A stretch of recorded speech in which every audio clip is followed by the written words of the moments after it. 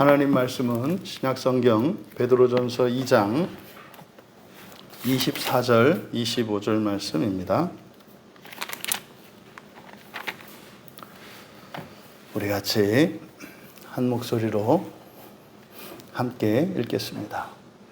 친히 나무에 달려 그 몸으로 우리 죄를 담당하셨으니 이는 우리로 죄에 대하여 죽고 의에 대하여 살게 하려 하심이라. 그가 채찍에 맞음으로 너희는 나음을 얻었나니 너희가 전에는 양과 같이 길을 잃었더니 이제는 너희 영혼의 목자와 감독 되신 이에게 돌아왔느니라. 아멘. 우리 죄를 담당하셨다라는 제목으로 말씀의 은혜를 나누고자 합니다. 지금 본문은 우리 22절부터 다시 한번 읽겠습니다. 왜냐하면 22절부터 그리스도께서 우리에게 모범을 보여주신 5가지에 대해서 말씀하고 있기 때문에 22절에서부터 쭉 이어지는 내용입니다. 22절부터 한 번 더 같이 읽겠습니다. 그는 죄를 범하지 아니하시고 그 입에 거짓도 없으시고 욕을 당하시되 맞대어 욕하지 아니하시고 고난을 당하시되 위협하지 아니하시고 오직 공의로 심판하시는 이에게 부탁하시며 친히 나무에 달려 그 몸으로 우리 죄를 담당하셨으니. 네, 여기까지만.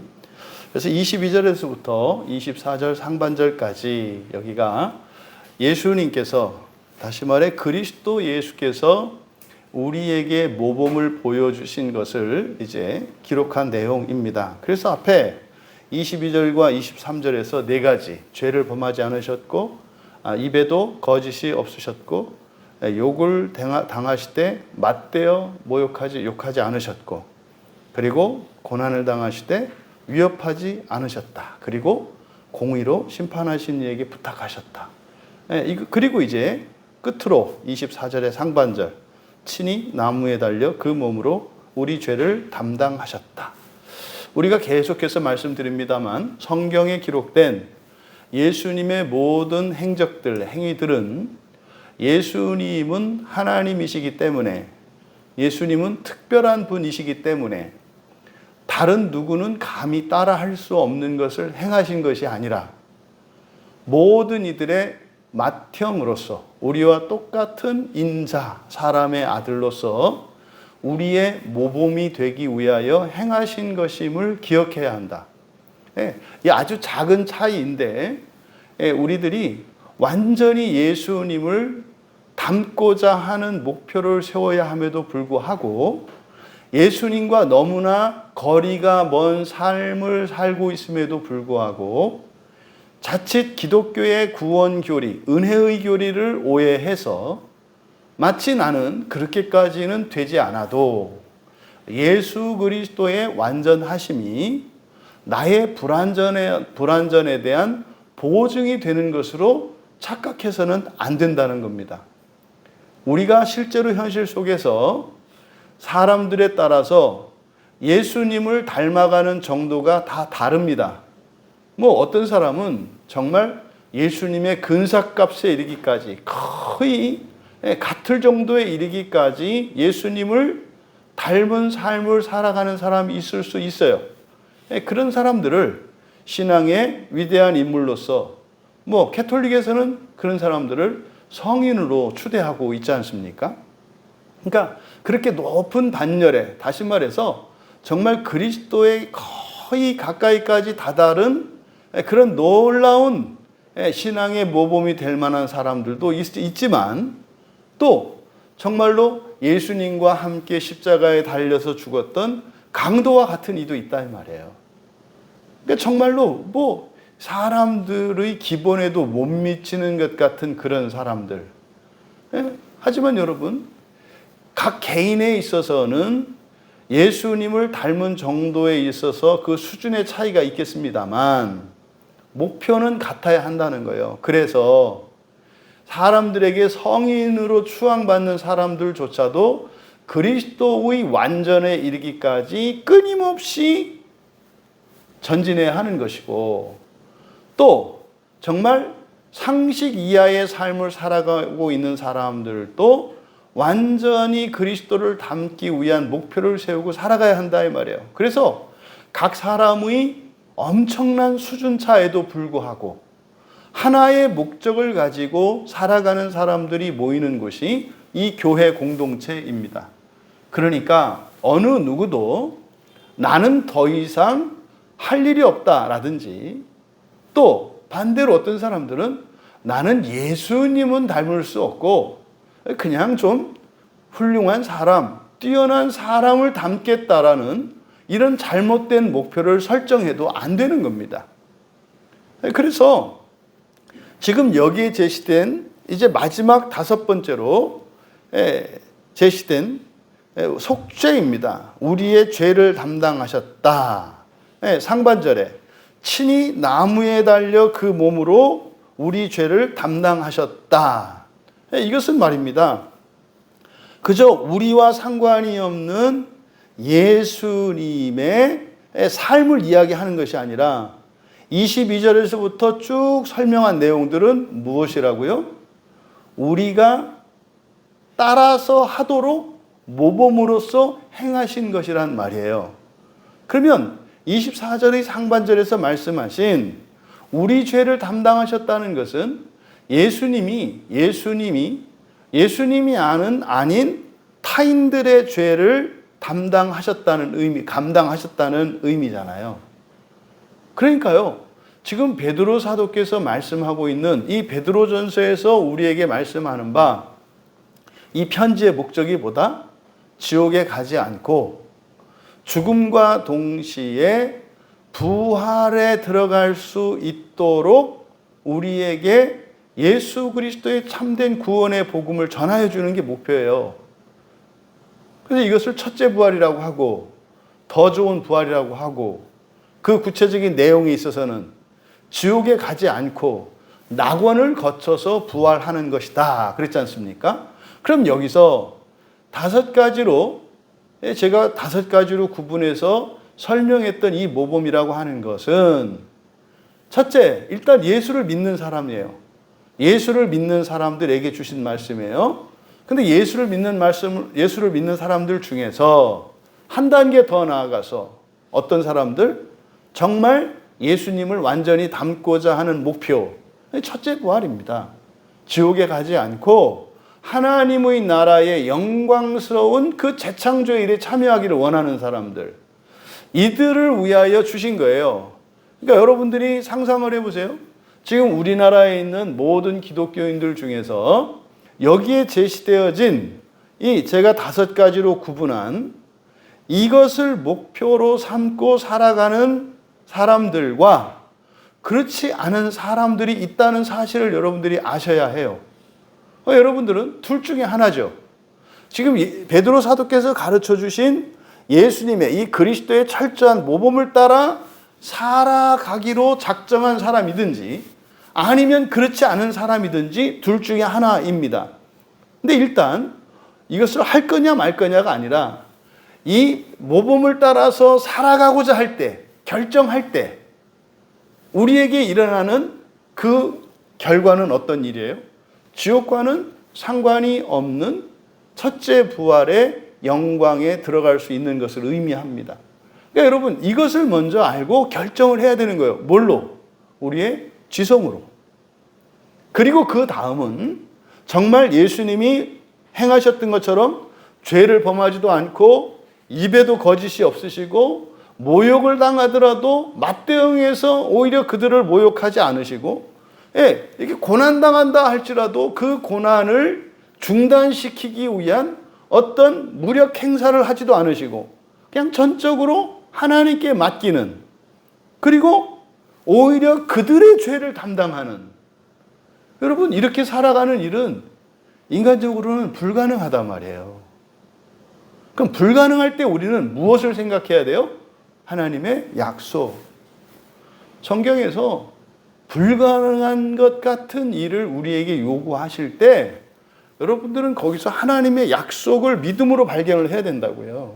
도저히 할 수 없는 일을 행하라고 하셨어요. 그러면요, 이건 무슨 말입니까? 지금의 너로서는 도저히 행할 수 없어. 그런데 내가 그렇게 살기를 원하고 그렇게 결정을 내린다면 그렇게 할 수 있는 사람으로 새롭게 하겠다라고 하는 약속이 있는 거예요. 이게 본성의 변화입니다. 이게 본성의 변화예요. 그럼 이 본성이 변하면 어떻게 돼요? 삶의 환경이 바뀐다고요. 그뿐입니까? 과거도 바뀌고 미래도 바뀌는 거죠.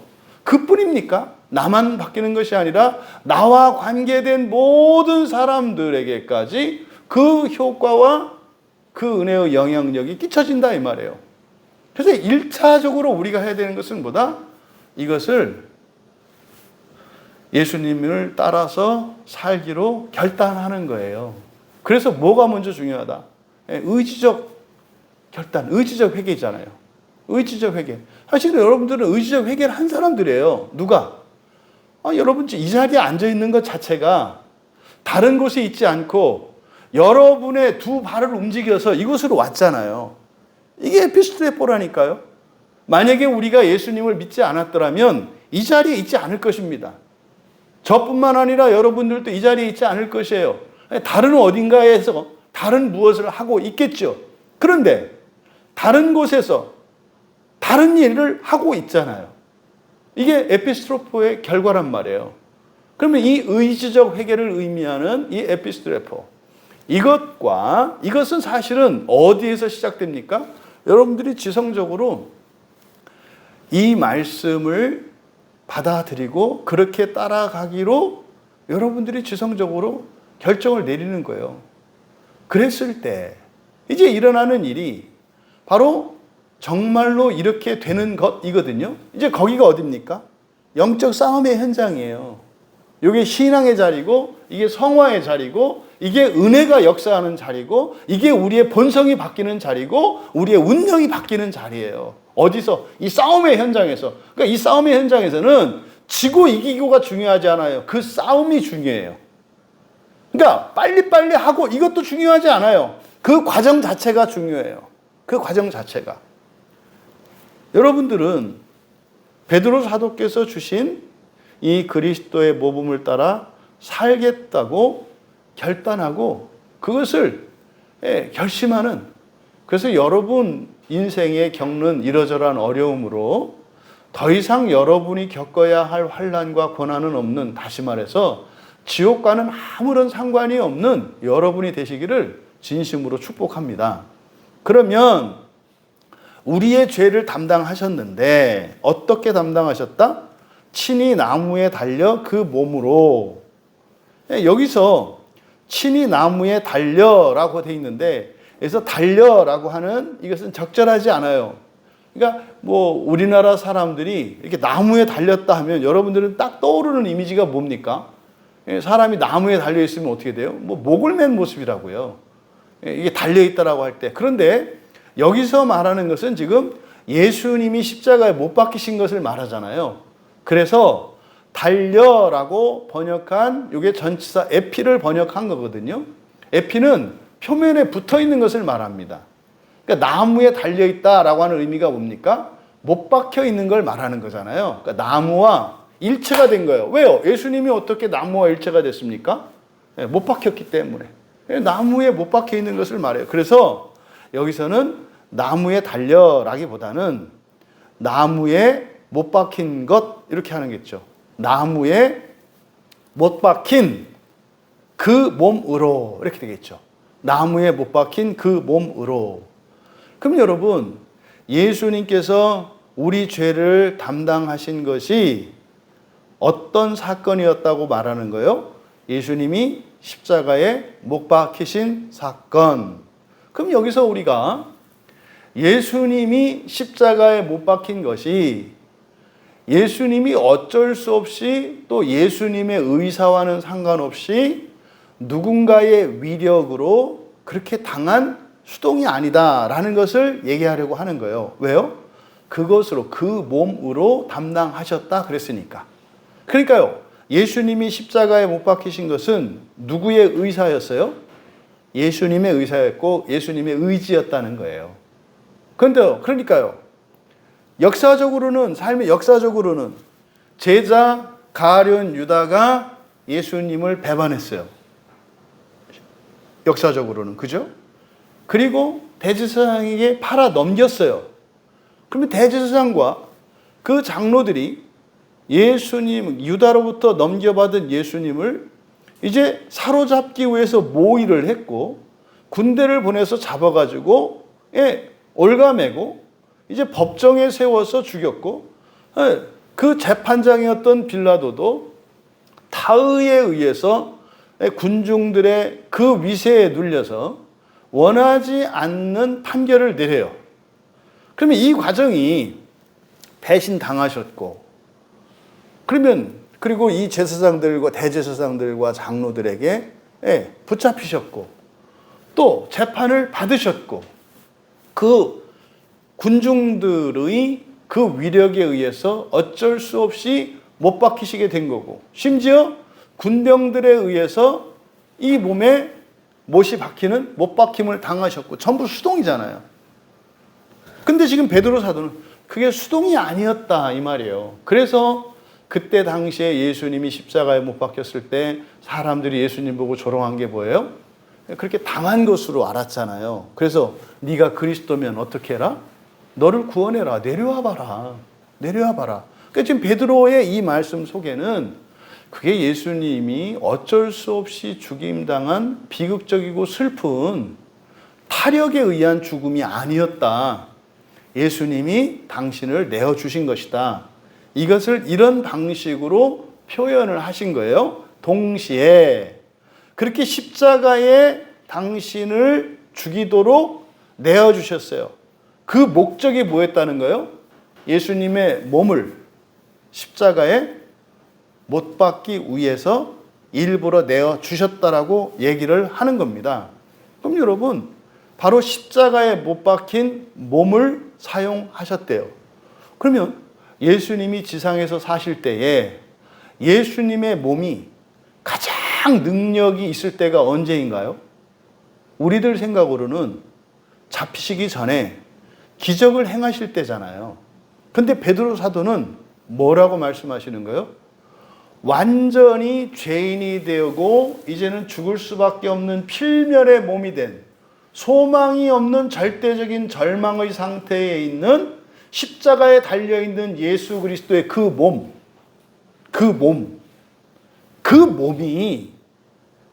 우리를 죄로부터 구원하시는 하나님의 도구였다고 말씀하시는 거예요. 여러분, 사람이 죽고 나서 사람의 몸이 남는데 그 몸을 함부로 해서는 된다, 안 된다? 안 된다. 제가 자꾸 시신을 훼손하지 말라고 하는데 그거는 무슨 저의 그냥 개인적인 생각이나 저의 가치관을 이야기하는 것이 아니라 예수님이 십자가에서 달려 계신 그 몸, 달리셨고 죽으시잖아요. 십자가에서. 그러면 달리신 그 몸, 죽임당하는 그 몸은 어떤 도구로 쓰일 수 있다? 타인의 죄를 담당하는 도구로 쓰일 수 있다는 거예요. 그러니까 여러분들이 죽음을 맞이할 때 어떻게 죽어야 할 것인지, 또 여러분들이 여러분 주변에 사랑하는 누군가가 이 세상을 떠나 주님 품으로 영원히 안기고 육체만 남았을 때 그 육신을 여러분들이 어떻게 대해야 할 것인지를 여기서 교훈을 얻을 수 있는 거예요. 그럼 여러분, 지금 예수님의 이것이 우리 모두의 모범이니까, 그러면요, 예수님께서 십자가에 못 박히실 때 하셨던 장면을 여러분들이 떠올리셔야 돼요. 예수님이 십자가에 달리셨을 때 하신 일이 뭡니까? 예수님을 못 박은 자들, 그 앞에서 예수님의 그 옷 조각, 그 천 조각을 가져가겠다고 탐욕을 부리는 자들, 그리고 예수님을 조롱하는 자들, 또 예수님의 제자인 것이 밝혀지면 그거로 인하여 해를 입을까 봐 두려워서 군중들 틈에 숨어서 그저 눈을 빼꼼히 바라보고 있는 그 제자들, 또 예수님의 죽음 앞에서 영원한 이별로 생각하고 애통해하며 그 비극적인 죽음 때문에 의분을 일으키고 있을 어떤 여인들, 이 모든 이들을 향하여 예수님께서 십자가상에서 하신 것은 뭡니까? 그들의 죄 용서를 구했어요. 여러분들이 건강하고 살아있을 때 죽는 연습을 하셔야 돼요. 그래서 여러분이 나는 죽을 때 이렇게 해야 되겠구나, 이걸 잊어버리시면 안 된단 말이에요. 그러니까 지금 여기서 얻을 수 있는 교훈, 내가 죽을 때 잊지 말고 해야 되는 것은 뭐다? 용서예요. 용서. 나에게 죄를 지었던 모든 사람들의 죄를 용서할 때 그 죄를 내가 지는 거예요. 누군가의 죄를 용서하면 그 사람의 죄를 분리시키잖아요. 그러면 그 죄는 어떻게 해야 없어져요? 없어요? 생명 하나가 죽어야 그 죄가 없어진단 말이에요. 그러면 나를 사기쳐가지고 망하게 했던 어떤 사람이 있어. 그러니까 죽는 순간에 살아생전에 용서할 수 있으면 좋겠습니다만 그렇게 되지 않더라도 마지막 죽음의 순간에는 꼭 그 사람의 죄를 용서해라. 용서하라는 거 분리시키는 거라고 그랬죠? 그리고 그 사람의 죄를 어떻게 해라? 내가 또 안 하라. 지금 어차피 죽을 거잖아요. 이해하고 계시죠? 임종의 순간이 되면 죽음을 알아요. 그때 이렇게 과거에 대한 후회와 인생에 대한 미련, 이렇게 그 말도 안 되는 그 거짓 감정에 휩쓸려서 인생의 마지막 그 가장 영광스러운 순간을 허비하지 말고, 마귀가 그런 일을 해요. 슬퍼하고 고통을, 이게 아니라 그때 뭐 할 수 있는 거다? 타인의 죄를 지고 갈 수 있는, 용서할 수 있는 엄청난 사건이란 말이에요. 신자의 죽음은요, 신자의 인생의 가장 영광스러운 순간이에요. 죽음은 비참한 게 아니고요, 가장 영광스러운 순간이에요. 여러분 앞에서 그랬잖아요. 예수님의 육신으로 행할 수 있는, 그러니까 예수님의 육신의 가치가 가장 클 때가 언제였다고요? 십자가 나무에 못 박혔을 때라니까요. 그럼 여러분의 몸으로 사셨는데, 여러분의 몸으로 할 수 있는 최고로 가치 있는 일이 뭐다?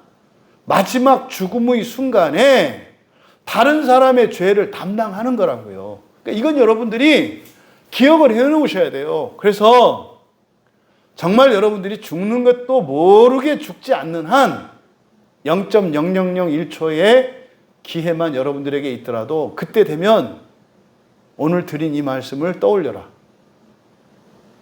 내가 지금껏 살았던 인생의 그 모든 것보다 더 영광스럽고 가치 있고 의미 있는 일을 할 수 있는 순간이라는 것. 그게 뭐예요? 나에게 죄를 지은 자들의 죄를 용서하는 거예요.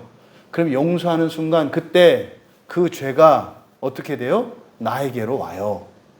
그러면 내가 죽을 거 아닙니까? 죽는 순간 그 죄가 어떻게 된다? 같이 죽는다 이 말이에요. 어떻게 이게 가능합니까? 그리스도 안에서 이게 가능한 거예요. 내가 예수 그리스도 안에 있기 때문에 나를 통해서 예수 그리스도께서 그 일을 하시는 거예요. 내가 죄를 없애는 것은 아니죠. 그런데 예수님이 나에게 그 권세를 주셨어요. 그래서 예수님 안에서 내가 예수님의 모본을 따라 행할 때 그리스도 예수께서 온 인류의 죄를 대속하신 것처럼 최소한 나는 나에게 죄를 지은 자들의 죄를 대속할 수 있다. 여러분, 예수 그리스도 안에서 죄의 대속함을 입으려면 예수 그리스도를 믿는 믿음 안에 있어야 되고 최소한 여러분과 혈연관계에 있든지 가족 안에 있어야 되잖아요. 그런데 여러분과 친인척 관계도 아니고 이렇게 연결될 수 없는 누군가가 죄를 지은 타인이야. 그 사람의 죄는요, 그 사람이 예수님을 믿어야만 그리스도의 대속의 은혜를 누리잖아요. 그런데 또 하나 할 수 있는 방법이 뭐라는 거예요? 여러분과 관련된 그 죄에 대해서는 여러분의 죽음을 통해서 그들의 죄를 담당할 수 있다고 하는 사실을 가르쳐 주는 거예요. 어떻게 이런 생각이 가능해요? 예수님이 십자가에 달려서 지금 우리의 죄를 담당하셨다고 하는 이것이 예수님의 객관적인 예수님만의 사역이 아니라 모범으로서 우리에게 주신 것이라고 베드로 사도께서 말씀하셨기 때문에 우리도 우리의 몸으로 나에게 죄를 지은 자들의 죄를 담당할 수 있는 거다 이 말이에요. 그래서 마지막 순간에 우리가 해야 되는, 그래서 우리 인생을 영광스럽게 할 수 있는 일이 뭐다? 죽을 때 나에게 죄를 지은 모든 자들의 죄를 용서하는 거다. 용서를 하는 순간 어떻게 된다? 그 죄가 나한테 오죠.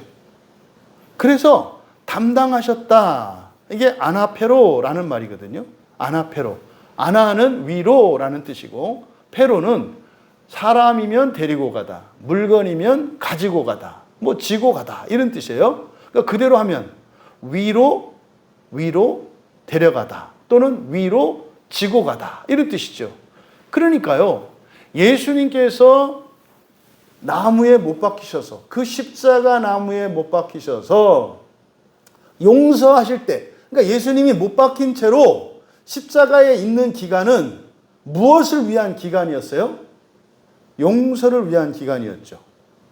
용서하시기 위한 기간이었어요. 바꿔 말하면 사람들의 죄를 다 짊어지시는 데 필요한 시간이었던 거죠.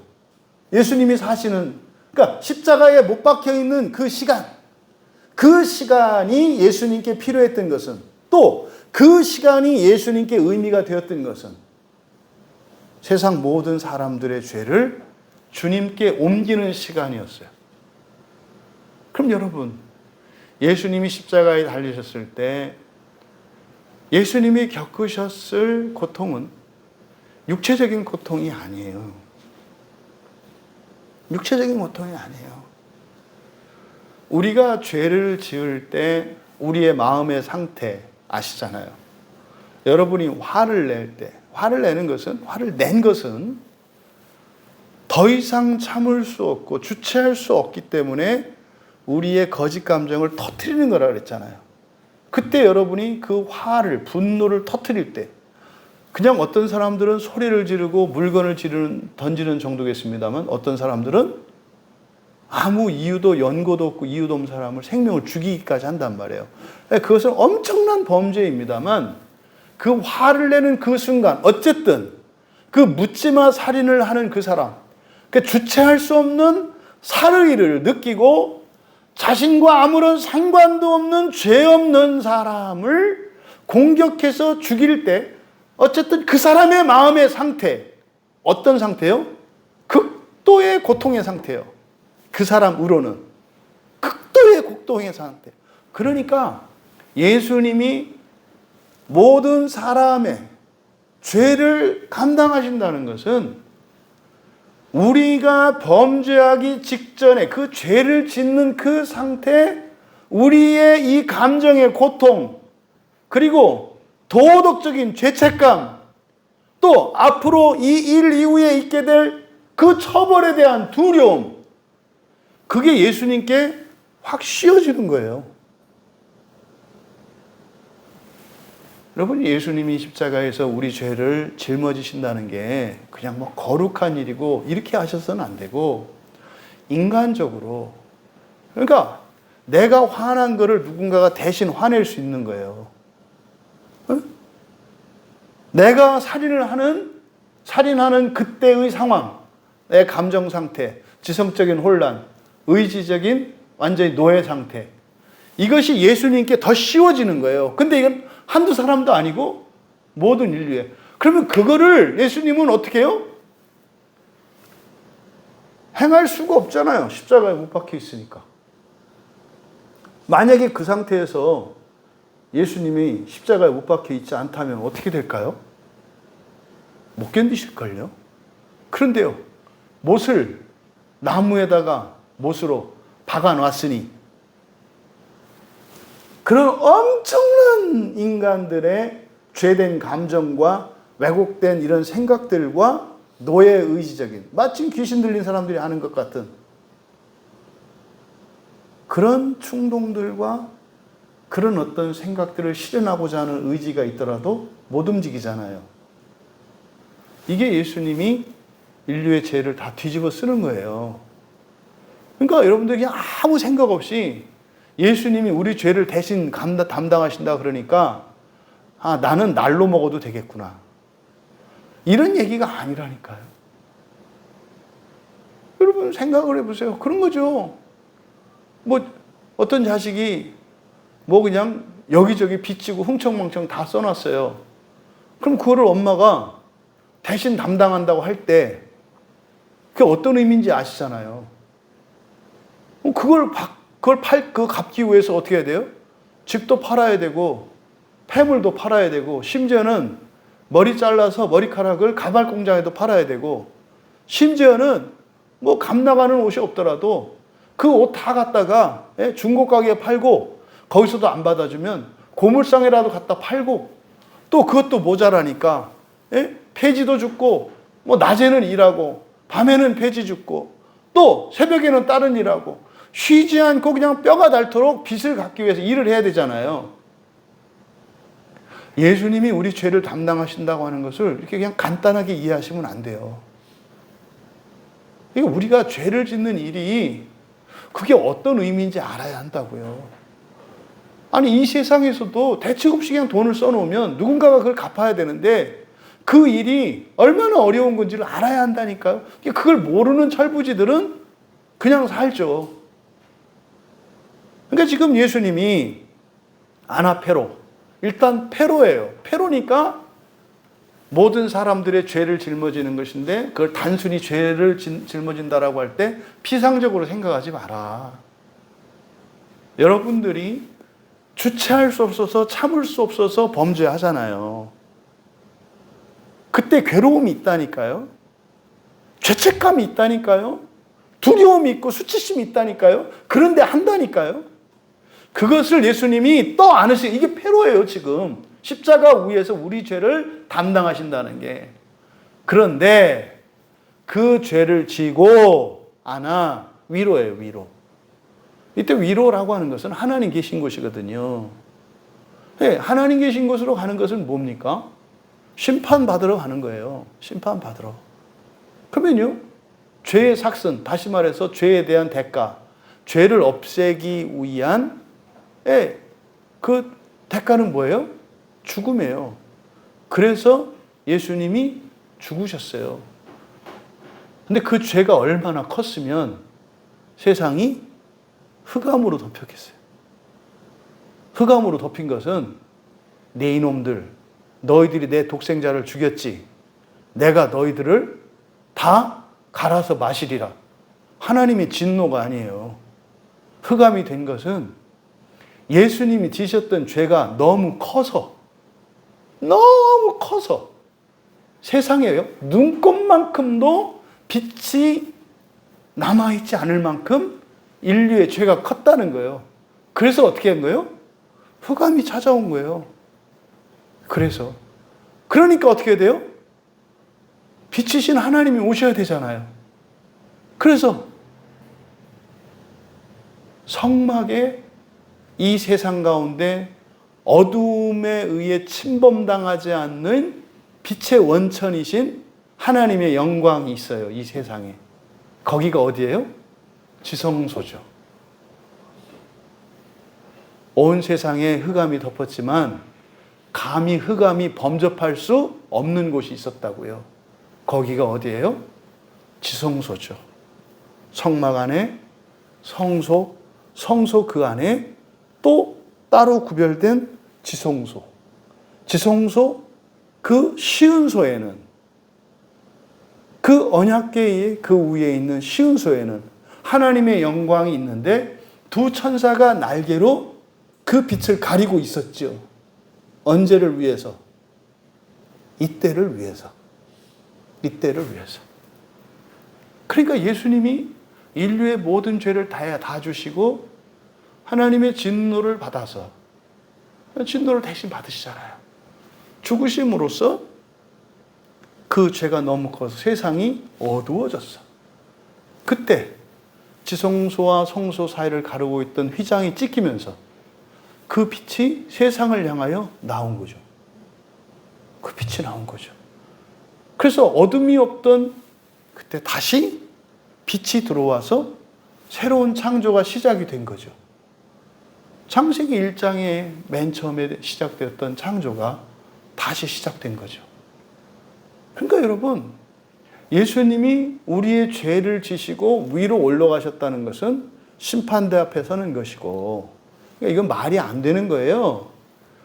심판장이신 예수가 죄인이 되어서 심판대 앞에 가서 사람으로 치면 그런 거죠. 예수님이 이렇게 심판장 자리에 앉아 계시다가 이렇게 내려가서 죄를 토설해요. 그리고 금세 올려서 죽여요. 누구를? 자신을. 죽는 순간 그 죄가 다 죽어지잖아요. 그래서 그 죄가 얼마나 컸어요?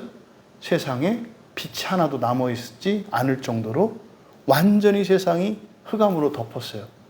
그때를 위해서 예비하셨던 것이 지성소의 하나님의 자리구나. 그러니까 지성소의 하나님의 자리는 영광을 받으시려고 있던 자리가 아니라 뭐였어요?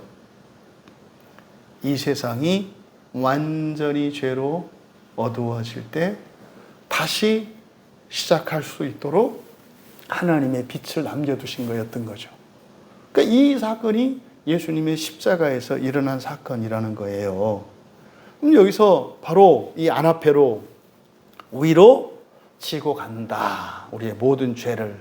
그래서 이 아나페로가 구약 성경에서는 올라는 올라가다라는 뜻이에요. 그래서 이게 창세기에서 창세기 8장 20절과 창세기 22장 13절에서 하나님께 제물을 드린다, 드리다라고 번역이 돼요. 드린다라고 하는 것은 이렇게 올려드리는 거죠. 우리가 이거는요 유대인들의 예절에서도 상대방을 존중하는 표시가 두 손을 쓰는 겁니다. 여러분들이 우리도 그래서 자녀들이 부모님께 그리고 아랫사람이 윗사람한테 물건을 주고받을 때 두 손을 사용하잖아요. 아랫사람은. 그래서 이렇게 해서 위로 올리잖아요. 그렇죠? 이게 올려드리다라는 뜻이에요. 그러니까 한 손으로 받는 것과 두 손으로 받는 것. 여러분 미국 사람들이 어려운 사람에게 한 손으로 줄까요? 두 손으로 줄까요? 두 손으로 줘요. 미국 사람들도 두 손으로 줘요. 그냥 이렇게 친한 사이에서 이렇게 합니다만 공적인 관계에서 이렇게 두 손으로 줍니다. 그러니까 두 손으로 드리는 것은 존경에 대한 표시거든요. 받을 때도 마찬가지고요. 그러니까 그건 비굴한 표시가 아니에요. 상대방을 높이는 거거든요. 그러니까 이 아나페로라고 할 때 이것을 드리다라고 할 때는 두 손으로 하나님께 제물을 드리는 모습이에요. 이렇게 아들 이삭을 하나님께 바치잖아요. 드린다 그래요. 그러니까 마치 아들 이삭을 들어서 하나님께 드리는 것 같다. 이게 드리다라고도 드리다로 번역되어 있고 또 출애굽기 19장 8절에서는 하나님께 말씀할 때 아뢰다 그러죠. 아뢰다. 이때도 이 아나페로라는 말을 써요. 그러니까 말로 들어올리다 그럴 때는 하나님께 말할 때 아뢰다 할 때 이 아나페로라고 하는 말을 번역한 히브리어 올라라는 말을 써요. 그 다음에 카타르라는 말의 번역어로도 이 아나페로가 사용됩니다. 이 카타르는 불사른다는 뜻이에요. 불사른다는 것은 레위기에서 우리에게 가르쳐준 이제 제사법들이 있어요. 이렇게 속죄제, 속건제, 뭐 화목제 쭉 이제 제사들의 종류가 나오는데 8장에 가면은 레위기 8장에 가면 이제 번제에 대해서 나옵니다. 그러니까 번제는 뭐냐면 제물을 태워서 드리는 제사를 번제라 그래요. 이게 번제물은 태우는 제물이에요. 태우는 제물. 그러니까 번제가 의미하는 것은 전적인 헌신을 의미합니다. 모든 것을 다 드린다는 것을 의미해요. 그러니까 나실인들은 하나님께 소원을 하죠. 나의 인생을 주님께 드리겠습니다 라고 할 때는 자기의 재능과 몸과 시간과 모든 것을 하나님께 전적으로 드리는 것. 이게 나실인 서원. 이것과 같은 것이 번제예요. 번제는 모든 것을 다 드리는 것을 말합니다. 그때 번제를 드릴 때 태우면 어떻게 되죠? 태우면 하나님께 드릴 게 아무것도 안 남잖아요. 뭐만 남아요? 태우면 연기가 나죠. 그래서 이 연기를 피우는 것은 번제를 의미해요. 그래서 캐톨릭에서도 제사를 지낼 때 향을 피우지 못하게 한다고요. 왜요? 향을 피우면 연기가 위로 올라가잖아요. 그러니까 이 향이 간단한 의미가 이게 번제의 의미예요. 향을 피우는 것은. 그래서 올라가니까 귀신에게 다 드리는 게 된단 말이에요. 여기 차려놓은 밥상 귀신한테 드립니다라고 하는 그런 의미예요. 그래서 촛불 켜지 말고 향불을 켜지 말라고 한다고요. 그래서 천주교 다니시는 분들 정말 이 방송 들을 수 있었으면 좋겠어요. 천주교인들은 집에서 제사를 지내거든요. 향을 피우거나 촛불을 켜면 안 돼요. 그건 로마 교황청, 이게 제 얘기가 아니라 로마 교황청에서 금한 거예요. 만약에 천주교 신자인데 집에서 제사를 드려. 근데 향을 피우거나 분향을 하거나 촛불을 켜면 그건 이단이에요. 천주교에서도. 집사님 요건 잘라가지고 이렇게 천주교인들한테 알려주면 돼요. 천주교 제사 바르게 드리는 법 이렇게. 그래서 천주교인들도 향 피우고 촛불을 피우면 안 돼요. 왜? 연기를 피워오르는 것은 이게 위로 올라가는 것이고 영적으로 올리는 걸 말해요. 그래서 요한계시록에 가면 신자들의 기도가 향로의 향불이라고 한단 말이에요. 여러분들이 하는 기도는요, 하나님이 받으세요. 어쨌든 여기서 이 번제, 바로 레위기 8장에 나오는 그 번제에서 불태우다. 요것을 이제 카타르라고 하는 히브리어인데 요거를 아나페로로 번역을 해요. 그러니까 재물을 태워서 연기가 올라가잖아요. 이게 아나페로예요. 그래서 이거를 제사법에서는 이거를 번제라고 하는 것이고 번제물. 그래서 불사르다라고 번역하는 카타르의 번역어로도 사용되는 게 아나페로다. 요지는 그겁니다. 하나님께 드린다라는 뜻이에요. 하나님께. 근데 하나님께 드린다, 하나님께 올려드린다라고 할 때 그것이 예물이 되는 것이 아니라 뭐가 된다? 지금 여기서는 태워서 죽임으로써 심판을 의미한다 이 말이에요. 심판을. 그러니까 짐을 지고 예수님이 죄를 다 짊어지고 하나님 앞으로 가요. 그러면 구약의 여호와 하나님 앞에 죄를 지고 가면 어떻게 됩니까? 죽어요. 그냥 죽는다고요. 죄가 있으면 죽어요, 그 앞에. 사람들은 그 모세의 그 사람의 얼굴에 나타난 영광도 그거 두려워서 못 보잖아요. 그래서 이렇게 모세 얼굴을 가렸잖아요. 그것도. 하물며 하나님 앞에 가면 보고 고개 숙일 겨를이 없어요. 보는 순간 죽어요. 죄 때문에. 그러니까 예수님은 근데 죄를 지고 가셨어. 이게 뭐겠어요? 섭을 지고 볏짚을 지고 불 속으로 뛰어드는 격이잖아요. 갔더니 어떻게 됐어요? 죽으셨잖아요. 하나님의 진노를 받았잖아요. 그래서 어떻게 해요? 흑암 재앙이 임했잖아요. 세상에. 그 얘기를 하신 거예요. 여러분, 여기서 예수님이 십자가에 달리신 것은 그러니까 바로 그리스도께서 구약 레위기에 나와 있는 모세의 율법에 따라서 우리의 완전한 속죄를 위한 번제물이 되시기 위해서 십자가에 못 박히셨다는 거예요. 그리고 십자가에 못 박히신 건 뭐예요? 그래서 우리의 번제물이 되기 위해서 우리의 죄를 전가받으셨다는 거예요. 이게 이제 구약의 제사법에 대한 이해가 없는 사람들은, 이해가 좀 있는 사람들은 이게 확 이해가 되거든요. 원래 제사를 어떻게 드린다고 그랬어요? 흠없는 제물을 가지고 가요. 그리고 제사장에게 이 제물이 될 만한 것인지 검사를 맡아요. 건강한지, 상처는 없는지, 깨끗한지. 그래서 검사를 맡아서 제물이 될 수 있는 흠없는 어린 양인지 제사장이 먼저 판단을 한다고요. 그래서 이게 제물 가치가 없으면 어떻게 돼요? 되돌아간다고요. 다시 가져와야 해요. 그러면 이제 통과가 됐어. 이제 통과가 되면 어떻게 해야 돼요? 죄를 고백해야 돼요. 그러니까 우리는 오늘날 이 그리스도인들이 얼마나 멍청하냐면 교회에 나와서 하는 일이 이게 캐톨릭에서 고해성사라는 걸 하잖아요. 이 고해성사라는 게 그냥 성경적 근거가 없는 거예요. 하나님 앞에서 죄에 대한 고백을 해야 돼요. 왜요? 그래야 속죄가 돼요. 왜 그렇게 말을 해요? 아니요. 예수 믿으면 되는데. 맞아요. 예수를 믿으면 되는데요. 구체적으로 속죄의 효과와 유익을, 그 은혜를 입기 위해서는 제사 드리는 헌제자의 그 규칙을 따라야 해요. 우리가 재물을 잡을 필요는 없어요. 왜요? 완전한 재물이신 예수 그리스도가 있으시니까. 그런데 모든 사람이 교회를 다녔다고 그래서 그 사람의 모든 죄가 다 속죄가 된 게 아니에요. 속죄되려면 어떻게 해야 된다고요? 제사장에게 흠없는 어린 양을 데리고 가서요, 죄를 고백해야 한다니까요. 근데 고백하는 게요, 그냥 했습니다라고 하는 사건에 대한 진술이어서는 안 돼요. 이것이 죄라는 것을 알고 죄를 지은 나 자신이 너무나 비참하고 그 죄를 미워하고 다시는 그런 죄를 짓고 싶지 않아 하는 이 결단이 있어야 해요. 이게 회개라고 합니다. 이게 지성적인 회개, 감성적인 회개, 의지적인 회개예요. 그래서 죄에 대한 고백과 함께 회개가 있어야 해요. 회개가. 그랬을 때 제사장이 제물을 가지고 나와서 제사를 드리려고 하는 그 헌제자가 정말로 자기의 죄를, 그러니까 자기가 고백한 죄를 회개하고, 이건 뭐라 그랬어요? 다시는 그런 죄를 짓고 싶어 하지 않는 거예요. 그리고 싫어하는 거예요. 그렇게 하는 걸 싫어하는 거예요. 핑계하는 게 아니라.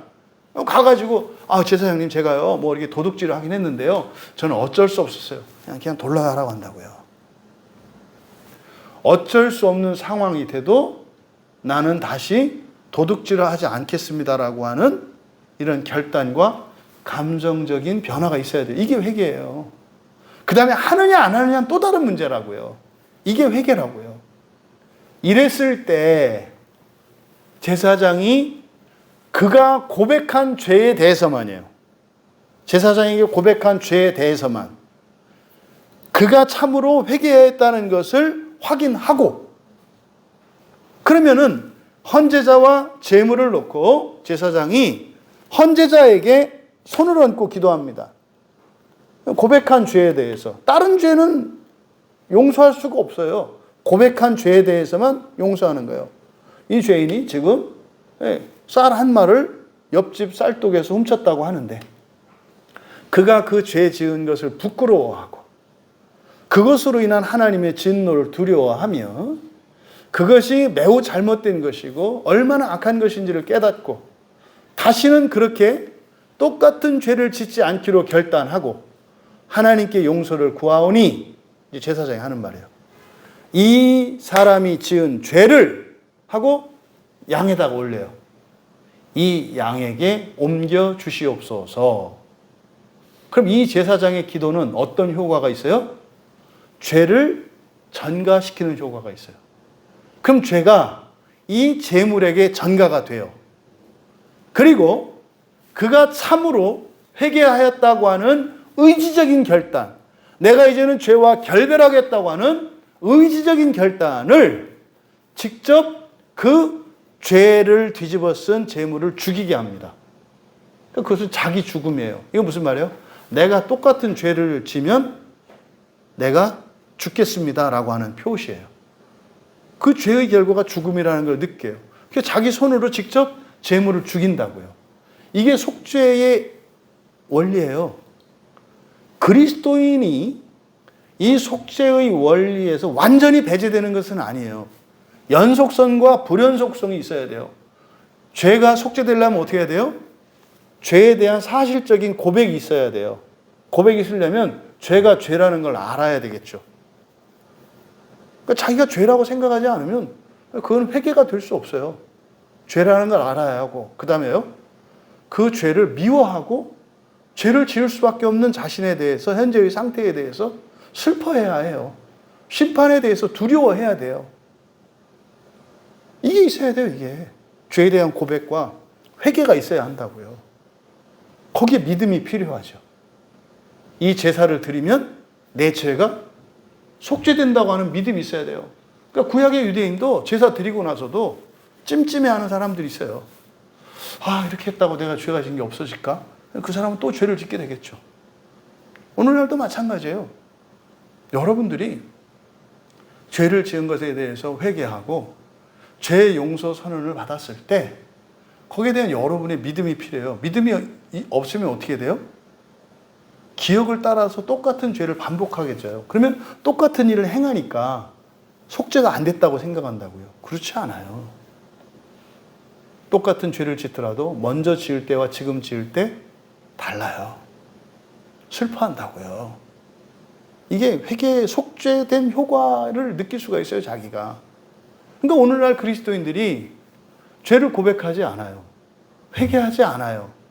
예수 믿으면 된대요. 안 돼요. 예수를 믿으면 된다고 하는 의미가 구약에 있는 율법 안에 있는 이런 속죄의 원리들과 이것을 예수님을 통해서 하는 거예요. 그러니까 지금은 재물 필요 없잖아요. 그리고 재물 고를 필요도 없어요. 재물 때문에 빠꾸되는 일도 없어요. 그리고요, 구약의 재물은 정해져 있어요. 죄에 따라서. 그런데요, 우리의 재물 되시는 예수 그리스도는 우리의 모든 죄에 대한 완전한 번제물, 속제물, 화목제물, 속건제물 다 되세요, 예수님은. 하지만 우리가 해야 되는 것은 뭐예요? 죄에 대한 고백과 회개가 있어야 한다고요. 어디서? 믿음 안에서. 이거는 있어야 되는 거예요, 이거는. 이걸 가지고 끊임없이 우리는 뭐 하면서 사는 거예요? 속죄 받으면서 살아가는 거예요. 이 세상을 사는 동안. 바로 이것이 가능하게 된 것이 뭡니까?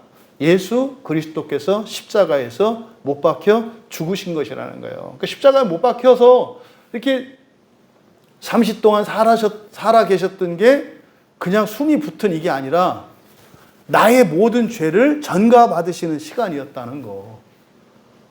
예수님의 죽으심으로 우리의 죄가 다 속죄가 되는 거잖아요. 그것을 여기서 말씀하신 거예요. 그는 나무에 달려 그 몸으로 자신이 우리 죄를 담당하셨다. 그러니까 이건 구약의 모든 제사법과 예수님이 십자가에서 죽으시고 곧바로 죽으신 것이 아니라 일정 기간 거기 있다가 거기다가 그 군병이 왜 창으로 찌르는지. 창으로 찌르는 이게 행위가 무슨 행위예요? 내가 제물로 가져간 그 제물을 내가 죽이는 행위잖아요. 찌르는 행위가. 근데 우리가 제물을 가면은 가죽을 벗기고 직접 칼로 한단 말이에요. 이 창으로 찌르는 행위가 내 제물을 잡는 행위예요. 그러니까 예수님이 물론 십자가에서 죽었습니다만 창을 찌르는 행위. 이것은 로마법에 따라서는 십자가에 죽은 사람이 죽었는지 확인하는 절차였습니다만 그게 구약의 제사법에 따르면 뭐 하는 것이에요? 자기가 가져가고 전가시킨 그 제물을 잡는 행위가 창으로 찌르는 행위였다고요. 그러니까요, 구약에 있는 율법을 다 따르잖아요. 그럼 거기서 죄 용서된 게 누구예요? 예수님을 창으로 찌른 자예요. 예수님을 팔아먹은 자예요. 여러분, 가룟 유다와 로마 군병들의 죄가 용서가 됐습니까? 안 됐습니까? 됐어요. 그것을 믿었던 베드로는 더욱 살아서 주님을 따라서 살았고, 그것을 믿지 못하고 죄책감에 사로잡혔던 유다는 또 다른 죄를 짓죠. 그래서 가룟 유다의 죄는 뭐라고요? 예수님을 팔아먹은 죄가 아니라 목매어 자살한 죄예요. 예수님을 팔아먹은 죄는 예수님이 십자가에서 다 지고 가셨다니까요. 근데 지금도 한국교회에서는 어떻게 해요? 가룟 유다를 예수님을 팔아먹은 자로 낙인 찍어가지고 전과자. 그게 죄가 아니라요. 죄를 용서해 주셨음에도 불구하고 그 죄책감에서 벗어나지 못하고 그 죄책감, 거짓 감정이잖아요. 그 수치심, 두려움, 이 거짓 감정이잖아요. 그것으로 목을 맨 게 죄라니까요. 이런 일들이 지금 한국교회 안에서 많이 일어나고 있죠. 그러니까 지금 여기서 베드로 사도께서 말씀하신 이것은 단순한 얘기가 아니라고요. 그러니까 이거는 성경을 아는 만큼 이해되고 깨달아지는 내용이죠. 그러니까 그리스도의 죽음으로, 그 십자가에서 못 박히심으로, 그리고 죽으심으로 죄와 허물이 뭡니까? 드러난 죄와 아직 드러나지 않은 죄. 그렇죠? 우리의 힘으로 극복할 수 있는 죄와 우리의 힘으로 어찌할 수 없는 죄. 이게 죄와 허물이라고 그랬어요. 이 죄와 허물, 그리고 개인과 공동체의 죄. 왜냐하면 레위기 16장에서 나오는 대속죄 제사에 보면은 이 제사를 통해서 개인의 죄만 속죄되는 것이 아니라 공동체의 죄도 속죄돼요. 공동체의 죄라고 하는 것은 유대민족 전체, 현재 나라 전체, 심지어 조상에서 조상들까지 이 모든 죄가 그 제사법에 대속죄 제사에서 속죄가 돼요. 그러니까 개인의 죄와 공동체의 죄라고 했을 때 한 개인과 이런 공시성과 이 공시성, 이 시간, 모든 시간성, 그래서 모든 시간과 모든 공간에 있는 모든 죄가 속죄가 된다고요. 어디서? 예수 그리스도의 십자가에서. 그런데 그 효과를, 그 유익을 누리는 사람은 뭐다? 죄의 고백이 있어야 되고 그 죄에 대한 회개가 있어야 되고 예수 그리스도를 믿는 믿음이 있어야 돼요. 이거는 여러분의 믿음이에요. 그 믿음은 예수님의 믿음. 이것이 예수님의 믿음 안에서 가능하죠. 여러분들이 전적으로 예수님을 믿는 그 믿음이 있어야 해요.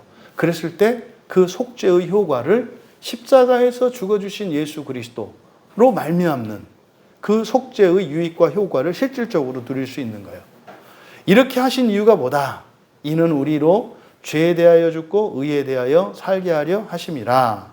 여기를 그대로 직역하면 이는 그래서입니다. 그래서 자신이 우리 죄를 메고 위로 가셨다. 앞에 직역하면 자신이 우리 죄를 메고 위로 가셨다. 어떻게? 나무에 달려 그 몸으로. 그러면 그래서 우리는 그 죄들로 죽었고, 그러니까 죄들로 할 때 이 죄는 넓은 의미의 죄겠죠. 이 안에는 허물도 포함되어 있는 거예요. 죄들로 죽었고 그 의로 살 것이다. 여기서 죽는 것은, 죽는 원인은 복수형 죄들이에요. 그러니까 죽는 원인이 많죠. 죄들. 근데요, 사는 원인은 뭐예요? 의, 단수예요. 복수와 단수. 그러니까 우리가 죽어야 될 원인은 많아. 그러니까 하나하나의 죄마다 다 죽어. 다 죽어. 근데 사는 것은 딱 하나예요. 뭐예요? 그 의. 그 의는 예수 그리스도의 의. 바울 사도는 이것을 하나님의 의라고 해요. 바울 사도가 로마서에서 우리에게 전하려고 하는 것은 뭐예요? 율법의 의와 다른 의예요. 율법의 의 말고 다른 의. 그 의가 뭡니까? 사람의 의가 아니라 하나님의 의, 신의 완전함이에요. 하나님의 의. 그게 예수 그리스도의 의죠. 그 의로 살 것이다. 그러니까 죽음의 원인은 죄와 허물이에요. 죄와 허물. 또 죄도 한두 가지가 아니잖아. 그렇죠? 이 죄와 허물들로 우리가 죽어요. 근데 여기서 산다. 이거 보십시오. 우리는 그 죄들로 뭐 했다? 죽었고. 왜 죽었을까요? 예수님이 십자가에서 죽을 때 우리가 죽은 거예요. 뭐 때문에? 죄 때문에 죽는 죽음. 죄 때문에 죽는 죽음은 뭡니까? 심판의 죽음이에요. 죄로 인해서 죽어야 하는 그 형벌로서의 그 죽음은 이미 죽었어요. 언제? 예수님이 십자가에 못 박혀서 죽으셨을 때 그 죄들로 우리가 죽었어. 근데 지금 우리가 살아있어요? 죽어있어요? 살아있잖아요. 이렇게 펄펄하게 살아있잖아요. 그런데 죄들로 인해서 죽어야 하는 그 심판의 죽음, 그 지옥 가는 죽음이잖아요. 그 죽음은 죽을 필요가 있어요? 없어요? 없다 이 말이에요. 없다 이 말이에요. 그런데 그걸로 끝난 게 아니야. 뒤에서 뭐라 그랬어요? 그 의로 살 것이다. 살 것이다. 그러니까요. 그 의로 사는 일은 끝났어요? 안 끝났어요? 안 끝났어요. 살아있는 동안 우리는 계속 무엇으로 살아야 돼요? 의로 살아야 돼요. 그래서 죄로 죽고 죄에 대하여라고 돼 있는데 이게 역격이기 때문에 그런 거예요. 뭐 우리가 죄에게 죽임을 당합니까? 말도 안 되는 거죠. 그냥 죄로예요. 죄로 죽었다. 무슨 말입니까? 죄의 형벌로 심판의 죽음을 말하는 거예요. 둘째 사망이잖아요. 그 죄로 죽었고 죽었어. 죽을 필요 없다고요. 그 다음에 그 의로 살 것이다. 살아가야 한다는 얘기예요. 그러니까 예수님이 십자가에 달려서 죽으신 것으로 우리들에게 일어난 일이 무엇인지를 베드로 사도께서 가르쳐 주시는데, 너희들이 좀 살면서 죄를 짓고 좀 허물이 있고 이렇게 한다고 해서 그것 때문에 지옥 가는 일은 없어. 근데 너희들이 지옥 가는 것은 뭐야? 의로 살지 않는다면 지옥 가야 돼. 이걸 기억하셔야 돼요. 예수 믿으면 끝나는 게 아니라, 예수 믿었다라고 하는 것은 뭐랬어요? 지옥에서 나올 수 있게 된 것을 의미한다고 그랬죠. 그는 그의 의로만 말미암아서 나올 수 있어요. 지옥에서 나올 수 있게 된 거예요. 그러니까 예수님을 믿은 것은 새로운 인생의 시작을 말하는 거지, 인생 끝낸 게 아니다 이 말이에요. 새로운 인생의 시작이에요. 그러면 새로운 인생은 뭐예요? 그 의로 살아가는 거예요. 이게 새로운 인생이에요. 그러면은요, 베드로 사도께서 말씀하시는 요지, 지금 이 24절의 요 말씀을 정리하면, 영적인 의미를 정리하면 그런 거예요. 여러분들이 회개하고, 회개하면서 속죄를 받으면서 사셔야 합니다. 그러면 여러분들의 모든 죄로 인한 그 사망은 예수님의 사망과 함께 이루어진 거예요. 그러니까 여러분의 죄 때문에 죽을 일은 없어요. 종말론적으로 지옥 갈 일이 없어요. 그러니까 지옥 안 가실 수 있게 됐어요. 그런데 말입니다, 여러분들이 그 지옥에서 나오는 일은 의로 사셔야 돼요. 무슨 말입니까? 여러분이 날마다 거룩해지며 예수님을 닮아가며 살아가셔야 한다고요. 여러분, 날마다 변해가셔야 해요. 많이 이런 거 아니에요. 빨리 이런 거 아니에요. 변해가셔야 해요. 계속 지속적으로. 그래서 회개를 통한 속죄와 거룩해지는 이 일이 일어나야 한다고요. 이게 뭐라고요? 예수님이 우리에게 모본을 보여주신 목적이고 십자가에서 죽으신 목적이래요. 그러니까 결국은 왜 그러셨어요? 지옥 안 가고 부활할 수 있도록 하셨다는 얘기를 말씀하시는 거예요. 이어서 그가 채찍에 맞음으로 너희가 나음을 얻었나니, 이것은 이사야서 53장 5절의 인용입니다. 이사야서 53장은 고난받는 그리스도, 고난받는 메시아에 대한 예언시이잖아요. 그러니까 그가 채찍에 맞음으로 너희가 나음을 얻었나니, 이사야서 53장 5절은 그렇게 되어 있습니다. 그의 찔림은 우리의 허물 때문이요, 그가 상함은 우리의 죄악 때문이라. 여기도 죄와 허물을 나누잖아요. 그렇죠? 죄와 허물을 나눈다고요. 근데 그가 징계를 받음으로 우리는 평화를 누리고 그가 채찍에 맞음으로 우리는 나음을 받았도다. 바로 23장, 이사야서 53장 5절의 말씀에 인용해요. 그러니까 그가 채찍을 맞고 십자가에 못 박혀 죽고 하는 이 모든 것이 누구를 위한 것이었다? 우리를 위한 것이었다. 여러분, 이것은 바로 이사야 선지자의 예언의 성취예요. 그러면 이사야 선지자가 예언했던 내용, 예언했던 게 뭐라는 거예요? 이 죄와 이런 것이 우리가 제사법을 통해서 이렇게 속죄를 받지만, 근본적으로 이 죄의 문제는 사실상 아담이 타락한 이후로부터 이 죄로 인해서 하나님이 죽으셔야만 완전히 속죄가 가능한 것이었구나. 이 얘기를 이사야 선지자가 한 거예요. 여러분들이 창세기 3장에서 이 타락 사건을 통해서 이미 거기에 에덴 동산에 있는 선과 악의 지식의 나무, 선과 악을 알게 하는 그 지식의 나무는 골고다의 십자가 나무와 연결된다 그랬잖아요. 이것을 먹으면 반드시 죽으리라. 그것은 자기 죽음의 선언이라고요. 그러니까 우리는 너희가 죽으리라고 할 때 그게 하나님이 내가 죽겠다라고 하는 말인지 못 알아들어. 왜 그럴까요? 너가 반드시 죽을 거야 라고 하는 말이 나도 반드시 죽을 거야 라고 하는 말인 것을 왜 못 알아들을까요? 왜 못 알아들을까요? 하나님께는 너와 내가 따로 있을까요? 없을까요? 없어요. 없다고요.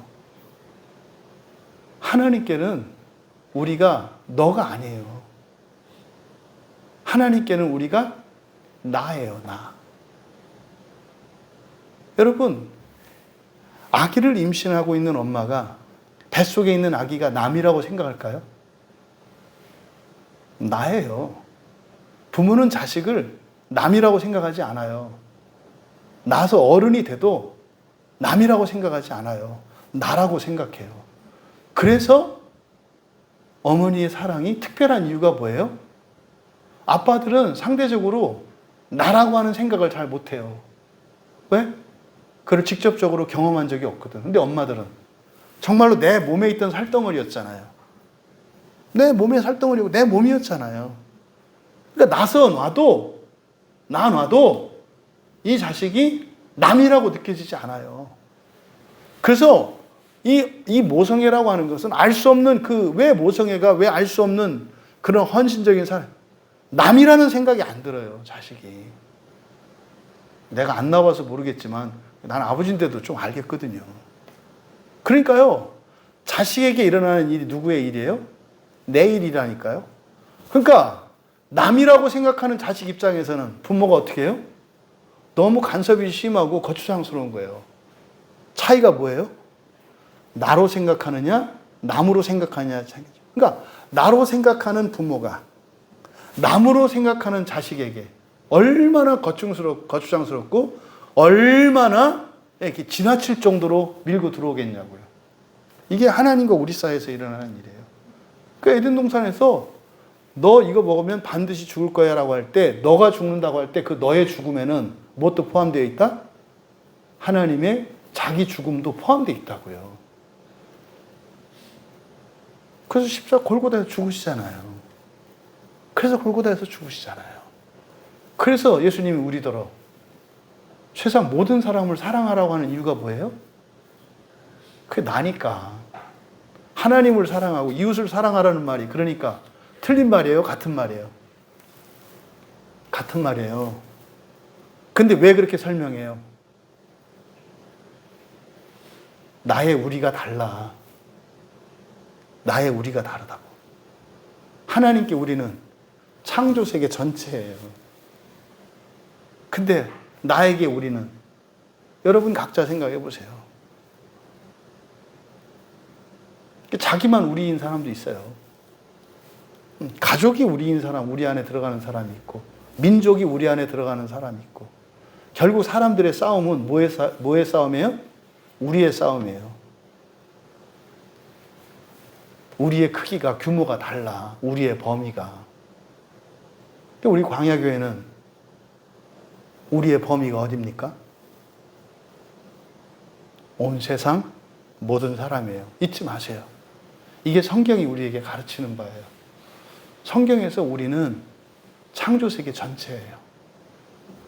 인종, 종교, 성별, 지식, 권세, 배움, 이거 차별 없어요. 하나님이 창조하신 모든 피조물은 다 뭐예요? 우리예요. 이게 하나님의 우리 안에 참여하는 거예요. 이 인식이 바뀌어야 된다 이 말이에요.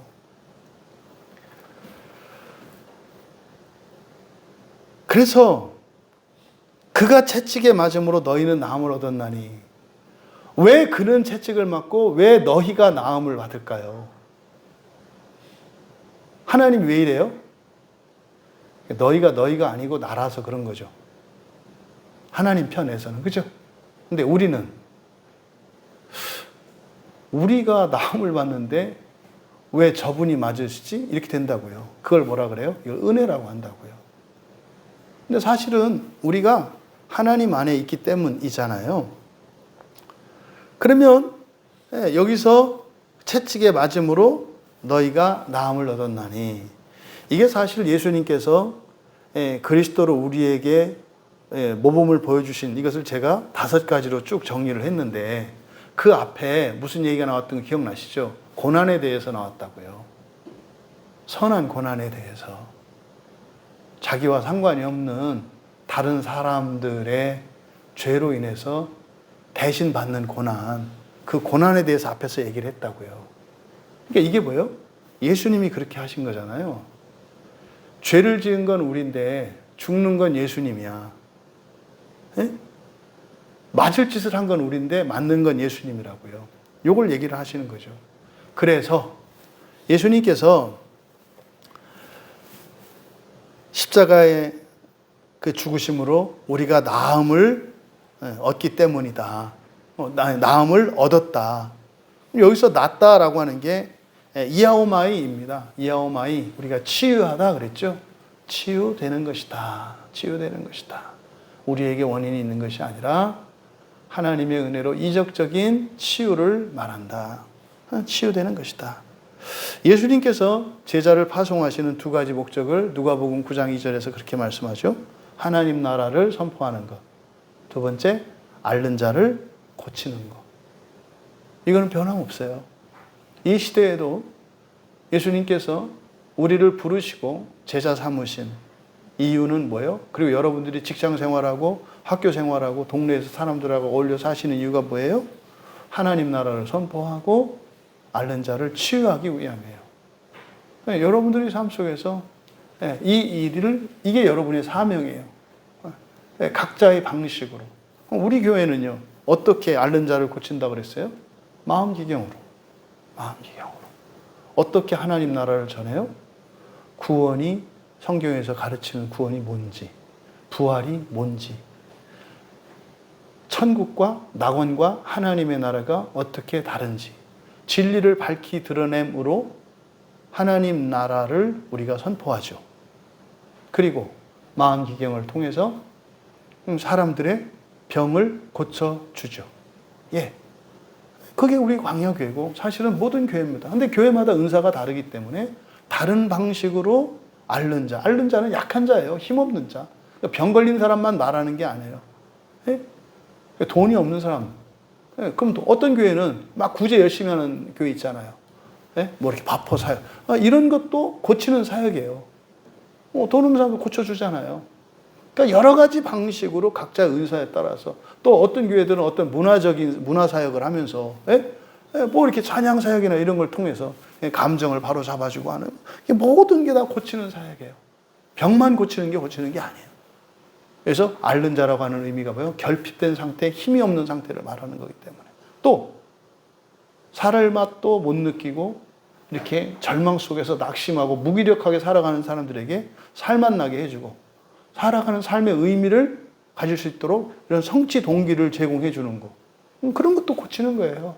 그냥 무기력해서 집에 퍼져 있는 사람을 같이 외출도 시켜주고. 그게 고치는 거예요. 가능하다면 교회 나와서 말씀 듣게 하고 성경 진리를 알게 하고 근본적으로 고치는 거잖아요. 그러니까 여러분들이 고치는 방법은 다양해요. 그래서 흔히 말하는 사람들이 전도라 그래서 막 그래서 뭐 이 말 저 말로 해서 교회 데리고 오잖아요. 그게 사실은 뭐예요? 전도라기보다는 뭐 하는 행위예요? 고치는 행위예요. 고치는 행위. 예. 의사 되시는 예수 그리스도 성령 앞으로 데려오는 거니까 어쨌든 호객행위 하는 거니까 그것도 고치는 거지 뭐. 이렇게 병원으로 데리고 오는 거니까 그것도 고치는 거죠. 그러니까 엄격히 말하면 전도라기보다는 뭐 하는 거예요? 고치는 거지. 근데 고쳐서는 전도가 되는 게 아니다. 왜? 예수님도 뭐 눈 못 뜨는 사람 10명 고쳤더니 9명 하나만 오잖아요. 그러니까 너무 고치는 일에 고치기도 해야 되겠지만 너무 고치는 일에 진 빼지 마라. 예수님께서 우리에게 가르쳐 주신 바에 따르면 어떻게 해요? 10명 고쳐주면 1명 남는다. 그러니까 한 10% 정도 남아. 그러니까 그거보다는 하나님 나라를 선포하는 게 더 우선이어야 해요. 그러면요, 근본적으로 삶의 목표가 바뀌니까. 또 하나님 나라 안에는 그런 고치는 치유되는 능력이 있잖아요. 그죠? 이어 25절은 왜냐하면으로 시작을 합니다. 그 왜냐하면 전체적으로는 22절부터 24절까지 계속되었던 그리스도의 5가지 모본, 죄를 범하지 않으셨다. 그러니까 죄를 범하지 말라는 말이에요. 또 입으로도 범죄하지 마라. 입에 거짓도 없으셨다는 말이에요. 또 욕을 당하실 때 맞대응하지 마라. 맞대응하지 마라. 그리고 네 번째가 고난을 당하더라도 그것에 대해서 이렇게 폭력적으로 위협하거나 그러지 말고 하나님께 맡겨라. 그러니까 내줘라 이 말이에요. 그냥 자기를 내줘라. 그리고 5번째가 뭐예요? 타인의 죄를 담당해라. 이걸 지금 모범으로서 보여주신 거기 때문에 제가 이렇게 말씀드린 거예요. 왜냐하면. 그러니까 예수님께서 왜 이렇게 이런 방식으로 모범을 보이셨냐면 이런 뜻이에요. 왜 그렇게 모범을 보이셨냐면 왜냐하면 이거는 이사야서 53장 6절의 인용입니다.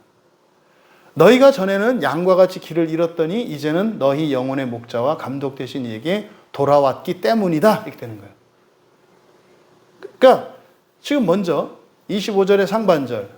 왜냐하면 너희들은 양과 같이 길을 잃었더니, 그러니까 전에는 밑줄 치시고, 잃었더니 밑줄 치세요. 전에는 잃었더니, 이건 잘못된 번역입니다. 전에는 이라는 말 없고요. 잃었더니 그러면 이게 과거 시제가 되기 때문에 의미가 달라져요. 그러니까 전에는 잃었더니 이렇게 번역한 것은 이게 미완료 시제이기 때문에 이렇게 번역을 한 거예요.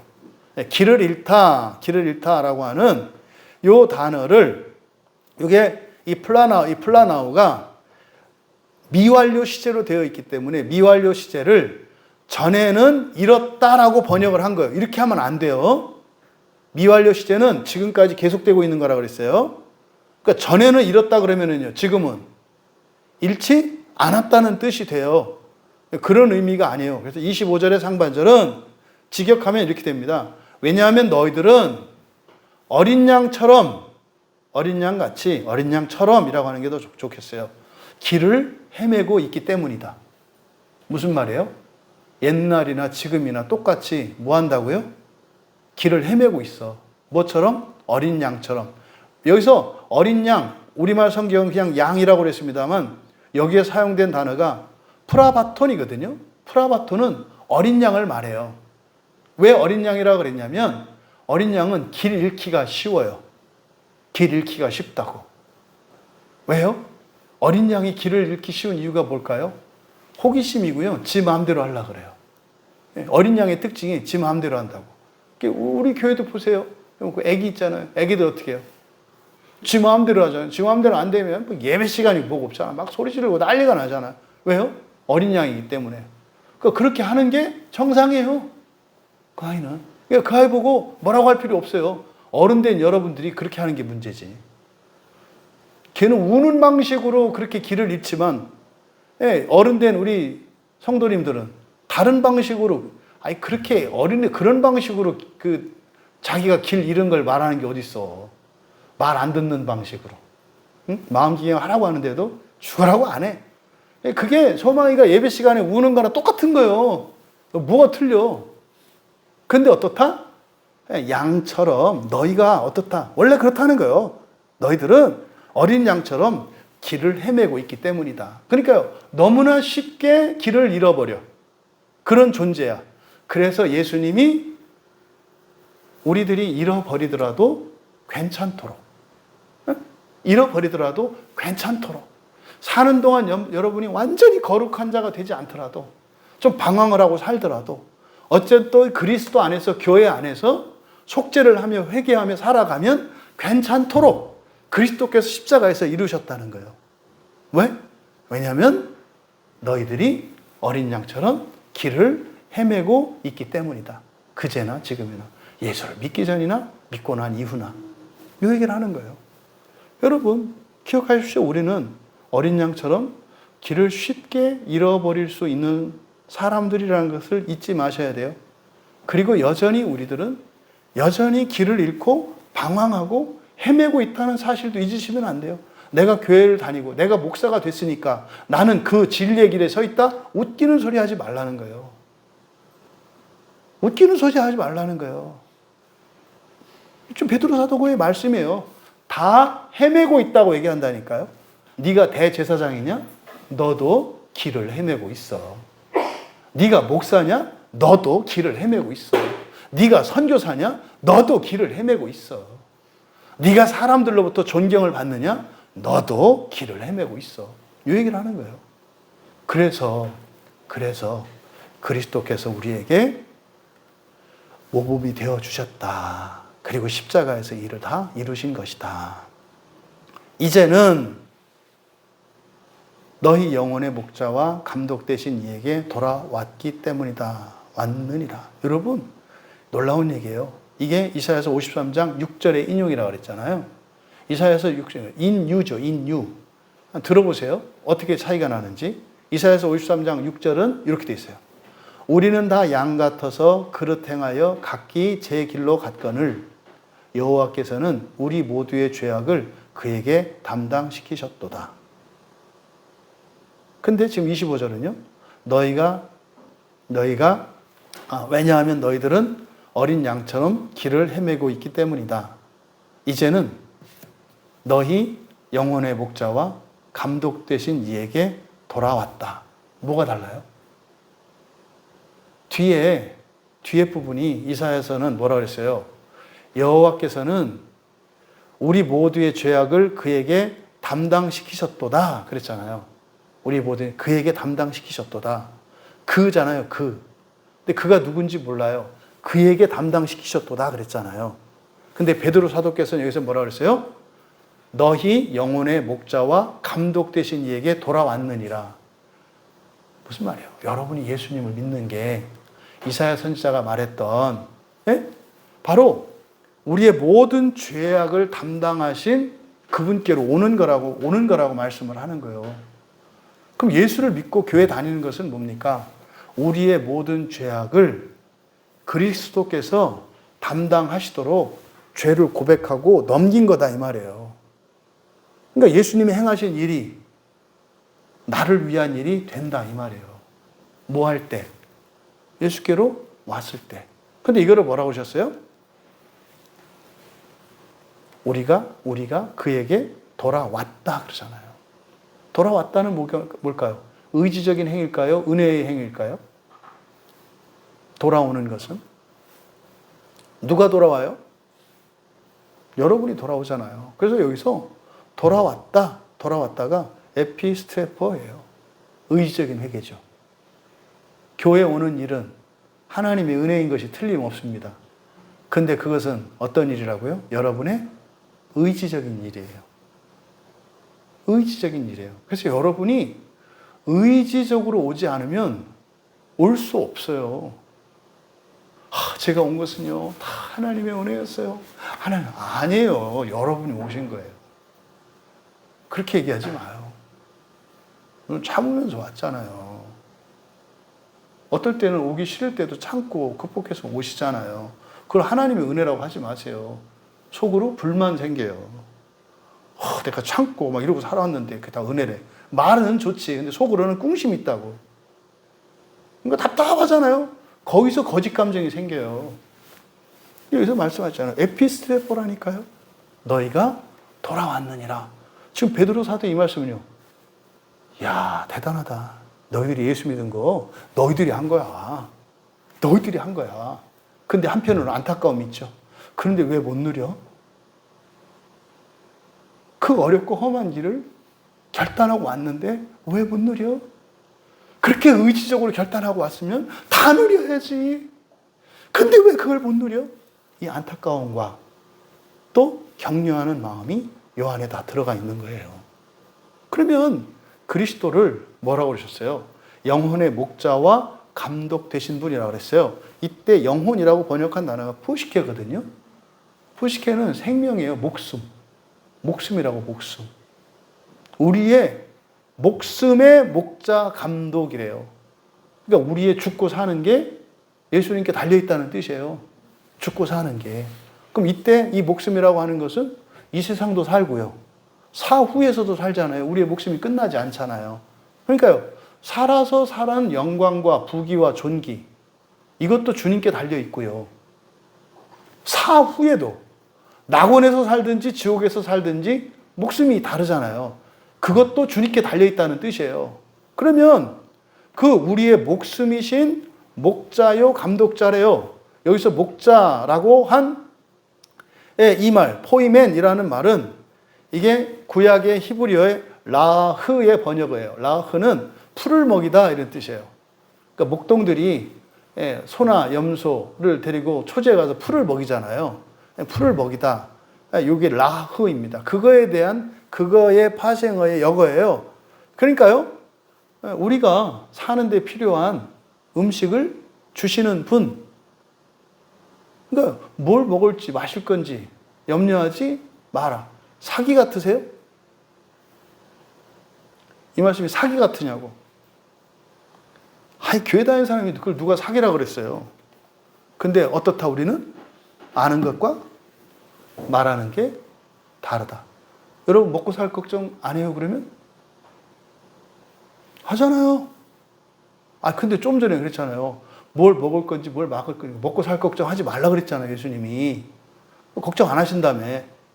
근데 실제로는 걱정해요, 안 해요? 해요. 뭐가 진짜냐고. 그러니까 몰라요.